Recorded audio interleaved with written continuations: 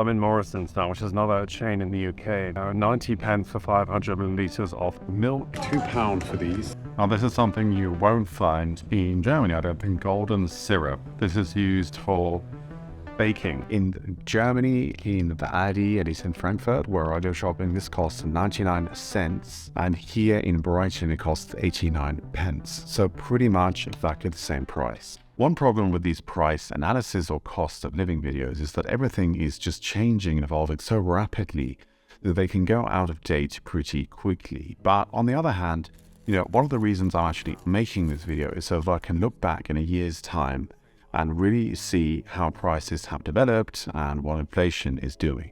A common theme that I hear all the time, and to be honest, I'm guilty of this myself, is the claim that the UK is just hugely more expensive than Germany, especially when it comes to food. But, is this really true? Well, to be honest, not really. And I'm going to get to, a few product comparisons in a minute.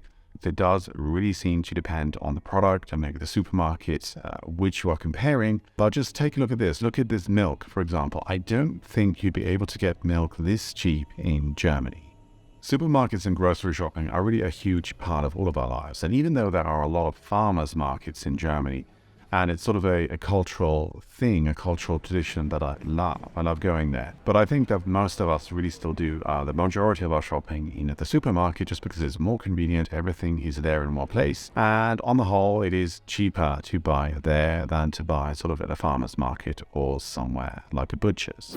So I've been capacity getting here. I would say this is similar to like a Poundland or Pound Stretch when you say. There is a crazy amount of competition when it comes to supermarket chains and shopping in general in Germany. There are so many different types of supermarket. You've got your Globus, your Real, your Edeka, your Tegut, Aldi and Lidl, of course, things like Netto, Rewe. Oh my god, Rewe. This is one of the hardest things for me to pronounce in German. I still have problems with it today. We would read this as Rewe in English, and this just sounds wrong.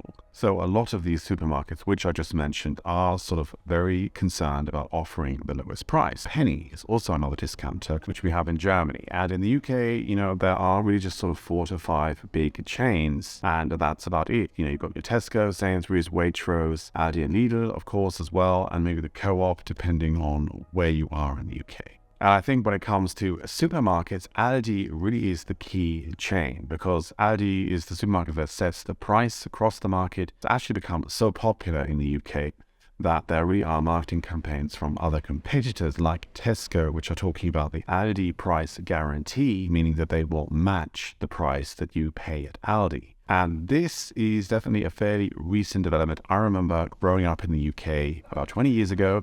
Aldi and Lidl did exist, but they were definitely things to be avoided. They did not have a good reputation. You were seen as sort of being very cheap if you went shopping in Aldi, and it was not the nicest experience. You could see how they were able to offer such a low price. Things were just piled on the floor on crates. There were no real proper shelves or anything. Everything was in big bulk packages, and the people or the staff were not particularly friendly. It was really all about efficiency and speed and getting you through the till as quickly as possible, as we know from Germany. But today, Aldi is the 4th largest and most popular supermarket chain by market share. In 2022, they had about 9% of market share together with Asda. And it is also not just about sort of mass and price in the UK. Aldi has continuously and consistently won many awards in different food categories, and they are often really up there on the top when it comes to quality. I would like you to join me in the kitchen so that I can introduce you to today's sponsor, which is HelloFresh. HelloFresh is a Berlin-based meal kit company. So what this means is they deliver step-by-step recipes and all the fresh, pre-portioned ingredients right to your door. So when you sign up on the website, you can set your meal plan preferences using a variety of options, such as specific ingredients, or a particular occasion like a dinner party, or you can just choose things like minimal effort for maximum flavor, like cook me a meal that only takes 10 minutes to prepare. HelloFresh is a subscription-based service, but unlike a lot of German companies, you can cancel or pause the contract at any time. which, I think is really a great bonus. If you know you're going on holiday for a few weeks, you can just hit pause or cancel the contract altogether. And the best thing is, with my discount code, you can save up to 90 euros on your first 4 boxes from HelloFresh, and they'll even throw in free shipping for your first order. So what are you waiting for? Click the link in the description below to order your first box today. So, welcome to the kitchen. One thing to notice when comparing prices in the UK and in Germany is that the portion size is not always the same. So it's not always different, but it can differ. For example, with this cheese, Parmesan, Grana Padano, whatever you want to call it, in the UK, the bag is a lot smaller. It's only 100 grams. Whereas in Germany, I think it is 200 or 150 at least, depending on which chain you go to. So the price of the Parmesan is similar, but you're getting less of the product in the UK. Now, another note, something like hummus, for example, this is exactly the same portion size. It is 200 grams. And in Germany, in the Aldi, at least in Frankfurt, where I go shopping, this costs 99 cents.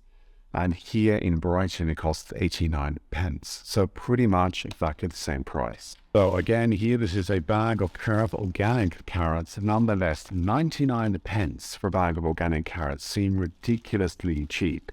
It is, however, only 750 grams. In Germany, usually you buy it by the kilo, so it would either be 1 or 2 kilo bag of carrots. But a bag of carrots for 99 cents, I know they are cheap in Germany as well, but if they were organic, I do think it would be quite a bit more expensive than this.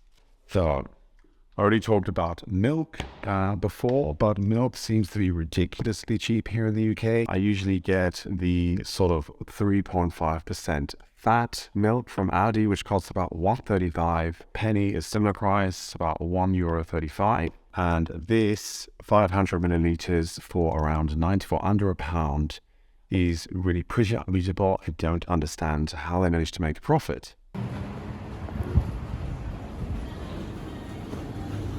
I'm now in a Tesco. Tesco used to be sort of a cheap and cheerful supermarket before Aldi and Lidl came around and was sort of presenting themselves as helping the low-wage earner.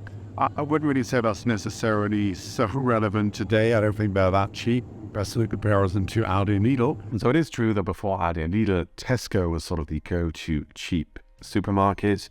And they did try to position themselves as sort of, helping the struggling families, people that didn't have too much disposable income.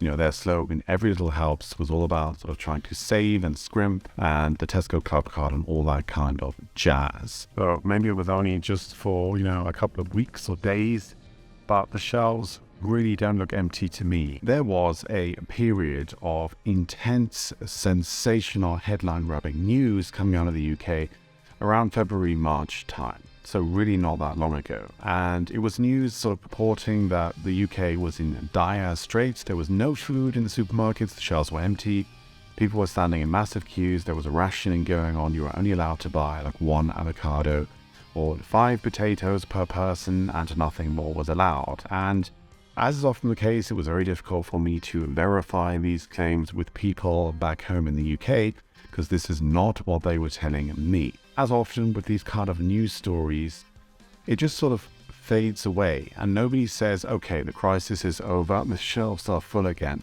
So I can tell you, at least from my experience being here back in the UK in May, the shelves are fully stocked and there does not seem to be any problem with rationing, and there's no real talk of that going on, at least where I am in the south of England. And just to touch on a previous video that I made about quality versus quantity, I was insinuating that Germans generally tend to go for quality over quantity, and they would rather spend a little more money to get sort of a quality product than going for the cheapest thing. And many of you commented and said, okay, when it comes to food, this is incorrect.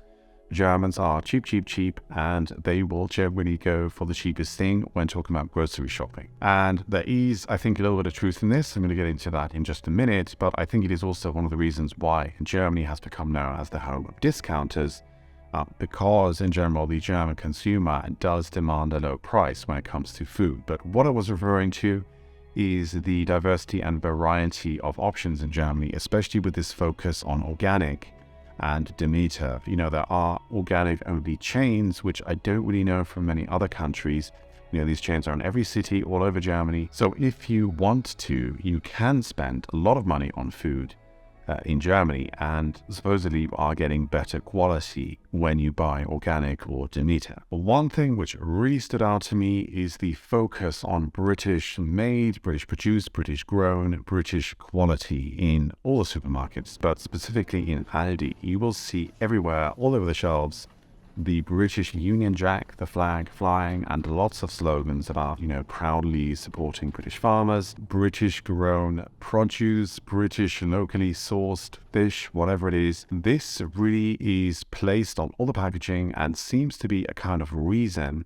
There seems to be sort of a moral reason or moral justification to buy these products because they are sourced or grown or produced in Britain. It seems to be similar to the organic or Demeter sort of trend. It makes you feel good. There's sort of a moral element to buying a British grown or British made product. And this is not something that I know from Germany. Yes, of course, you also have a focus on the regional produce. There will also be labels, labeling, made in grown in Germany or produced in Germany, German apples or whatever. This is something which really struck me as quite a cultural shock, actually coming back to the UK, just how pervasive the Union Jack is on food labeling and how there is sort of this insinuated moral aspect of supporting Britain and supporting, British farmers and growers. And sort of this idea of, we're all in it together, let's help each other out. All in all, when it comes to grocery shopping, both countries have cheap discount options as well as branded high-end food. There is a greater focus on organic, on sort of natural, sustainably produced food in Germany, whereas in the UK, it is all about supporting your British farmers, British producers, and keeping things in-house and really trying to support your local or at least national food producers. The most surprising thing for me is that it's not possible to say that the UK is more expensive than Germany when it comes to grocery shopping.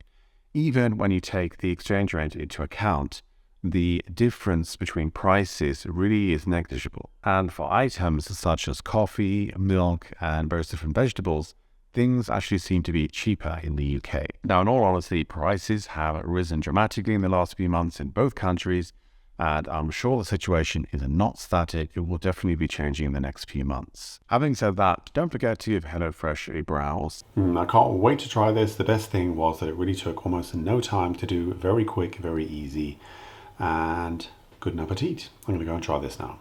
I'll see you in the next one. Bye-bye.